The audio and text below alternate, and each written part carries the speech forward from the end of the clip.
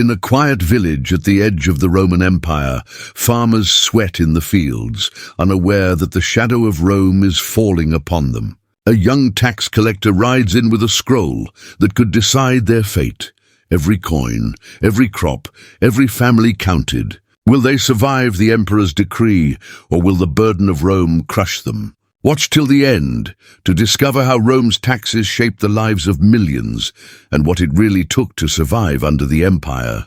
The marble halls of Rome gleamed under the afternoon sun, but within their shadows, tension simmered. The emperor leaned over a table piled high, with reports from the farthest reaches of the empire, grain shortages in Gaul, unrest in Hispania, and missing revenue from Asia Minor. Every province, every citizen, every coin mattered to Rome's survival. The empire could not falter. Not now, not ever. A procurator stood at attention, the weight of responsibility pressing upon him. "Sire," he said, "the census has been completed across all provinces. The people must pay their dues. Land, crops, and even the population have been accounted for. Shall we dispatch the collectors?" The emperor's gaze hardened. "Yes, send the publicani. Every scroll, every seal, every tally must reach us. Rome tolerates no error. The provinces exist to serve the empire, and the empire must be fed, funded, and defended. Far from the grandeur of Rome, the provinces lay under the warm glow of the rising sun. In a small village in Gaul, farmers bent over their fields, the smell of fresh soil and grain mingling in the air. They were unaware that their lives were about to intersect with the machinery of the empire. Rome had extended its reach to the most remote corners, and nothing escaped its gaze.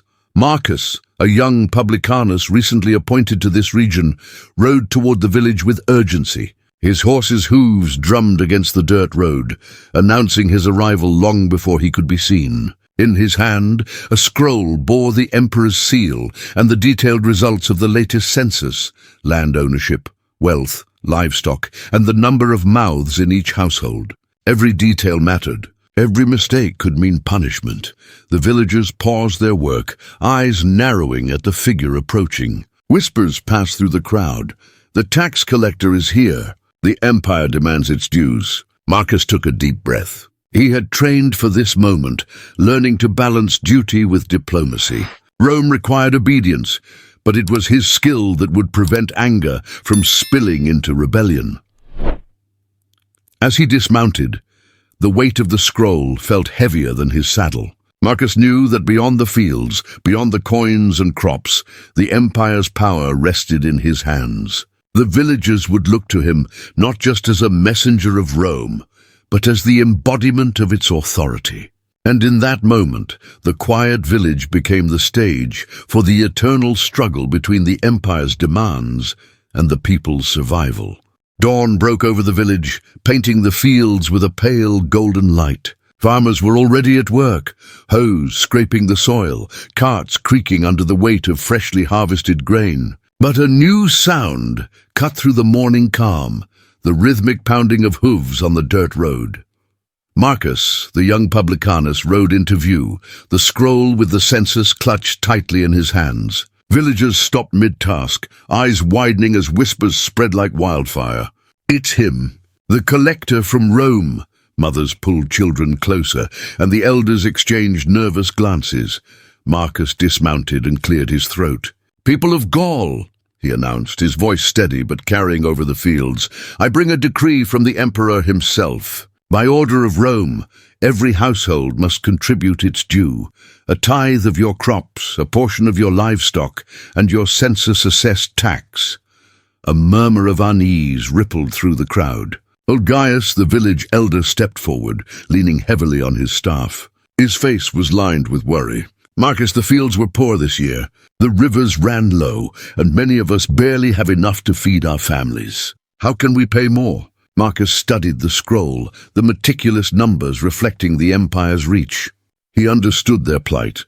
He had grown up hearing stories of harsh collectors who took everything they could, leaving villages destitute. "The emperor's orders are clear," he said, "yet I'm authorized to accept payments in installments." "No one here shall be taken beyond what they can give." The villagers began gathering what they could spare: baskets of grain, small coins, a few sheep. Marcus walked among them, counting and recording each contribution in careful script. Every entry would travel with him back to the provincial capital, where it would be verified and sent on to Rome. Though the people complied, tension lingered. They feared the empire's reach and the consequences of error. Marcus sensed it, and he felt the weight of his dual role, enforcing Rome's authority while preserving the fragile trust of the village. As the sun climbed higher, Marcus mounted his horse again. The scrolls were full, the coins counted, and the tax collected. Yet he knew this was only the beginning. Rome's demands were relentless, and the village's struggle would continue, just as the empire's power would stretch ever further, binding them all in a system that measured lives in numbers and obedience. Weeks had passed since Marcus collected the taxes in the village. Now he rode toward the provincial capital, the scrolls secured carefully in his satchel, the coins stacked in a locked chest beside him. The journey was long and dusty, the roads winding through forests and hills, but Marcus welcomed the time to think. He thought about the census, the system that made his job possible. Rome's power relied on numbers, on the careful accounting of every citizen, every plot of land, every head of livestock. Long ago, censors in the city had walked the streets of Rome itself, counting citizens and assessing their wealth. But the empire had grown vast, stretching across continents, and the old methods were no longer sufficient. Now, procurators and publicani like him carried the weight of the census into every province. Some collectors were ruthless, overcharging or taking more than Rome required. Others, like Marcus, tried to balance duty with fairness, though he knew that mercy was a fragile luxury. One mistake, one miscount, could bring punishment from the emperor, or worse, revolt from the people. Marcus thought back to the villagers, the worried faces of farmers, mothers clutching children, the old men with weathered hands. He understood their fear. Rome's laws were absolute, and the empire demanded obedience, yet he had witnessed the strain these taxes imposed on ordinary lives. The system that sustained legions and built monuments also weighed heavily on the shoulders of those who tilled the land. As he traveled, Marcus also considered his own role. He was neither ruler nor judge, yet his decisions could tip the balance between compliance and rebellion. Each scroll he carried represented more than coins. It represented trust, fear, and the intricate bond between Rome and its provinces.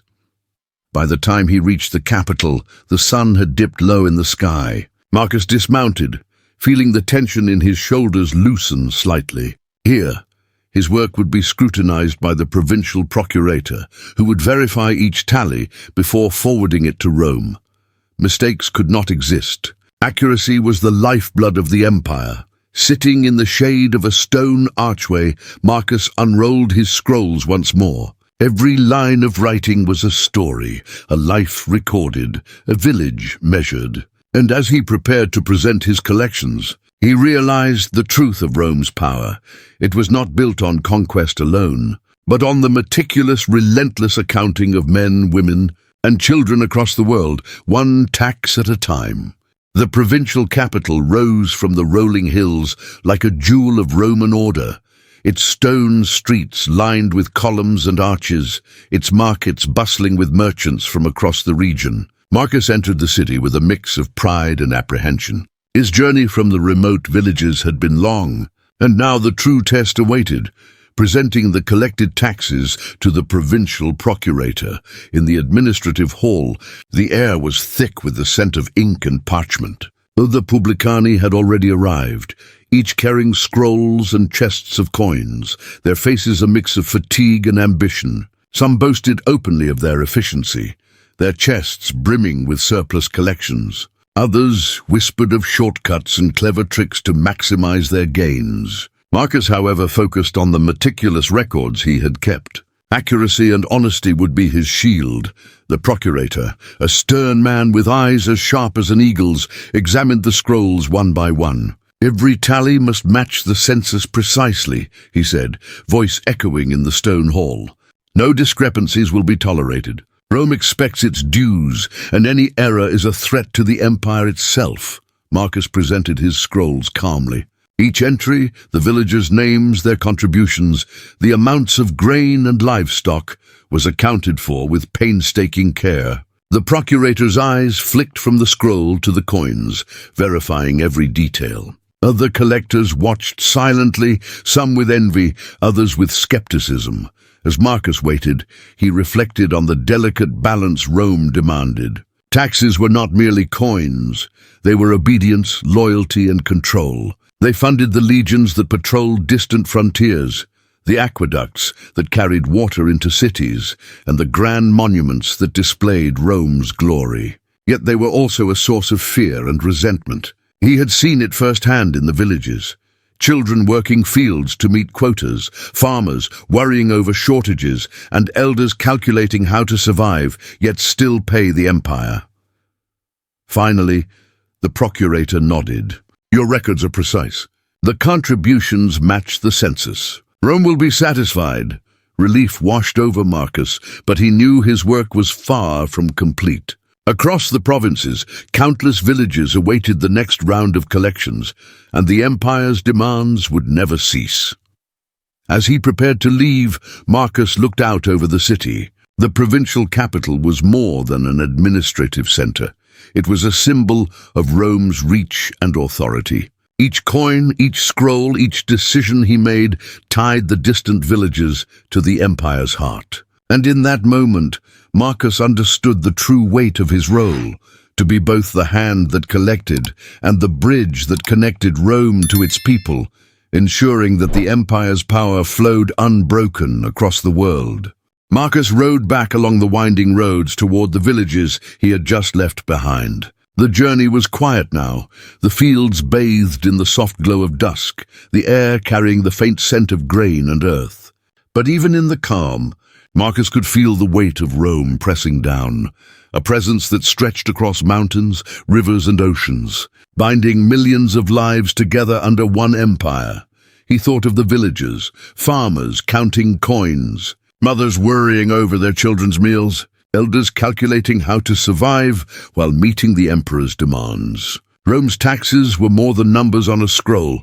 They were the lifeblood of the empire, maintaining legions, funding roads, and erecting monuments that would last centuries. But they were also a heavy burden, one that fell unevenly on those who toiled in silence. Marcus realized that his role was delicate and crucial. He was not just a collector.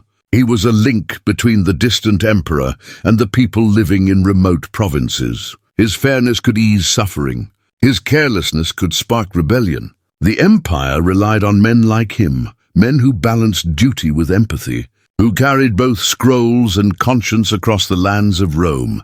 As he approached the village once more, children ran to meet him, curious and cautious. Farmers nodded respectfully, their eyes reflecting a mixture of fear and trust. Marcus dismounted and observed the scene, understanding that this cycle, the census, the collection, the accounting, would continue endlessly. Rome's reach was absolute, but it existed because of the people who lived under it and those who enforced its laws. Night fell, and Marcus set up camp by the roadside, the flickering light of his small fire illuminating the scrolls beside him. He knew that tomorrow and the days after the work would continue. More villages, more taxes, more scrolls. Rome endured not only through conquest and power, but through the meticulous, relentless collection of its dues, one coin, one tally, one village at a time. Follow Marcus on his journey to uncover the full story of Rome's tax system, discover the human cost behind the empire's power, and see how one man's choices could tip the balance between survival and ruin.